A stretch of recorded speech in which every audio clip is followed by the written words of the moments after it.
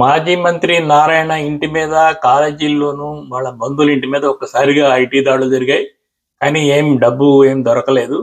కానీ ఎందుకు ఈ ఐటీ దాడులు జరిగాయి? ఎవరి సమాచారం ఎలా పొక్కింది? అనే దాని మీద ఒక రోజు, 2 రోజులు మల్లగుల్లాలు పడ్డారు అందరూ. అయితే దానికి సంబంధించి ఇప్పుడు కొంత సమాచారం బయటకొస్తుంది. అదేంటంటే, రేపు ఎన్నికల్లో వైసీపీని ఎదుర్కోవాలంటే వైసీపీ ఎంత ఖర్చు పెడుతుందో అదే రేంజ్‌కి ఖర్చు పెట్టాల్సిన అవసరం తెలుగుదేశం పార్టీకి ఉంది. దగ్గర దగ్గర వైసీపీ ప్రతి నియోజకవర్గంలో 30-50 కోట్ల రూపాయలు ఖర్చు పెట్టేయడానికి సిద్ధంగా ఉంది. సో దాన్ని ఎదుర్కోవాలంటే నారాయణ ఒక రకంగా చంద్రబాబు నాయుడికి నారాయణ బినామీ లాంటి వాడు. మొత్తం దాదాపు ఆస్తులు, వ్యవహారాలన్నీ కూడా చంద్రబాబు నాయుడికి కూడా నారాయణ కొన్ని మెయింటైన్ చేస్తున్నాడని బయట టాక్ ఉంది.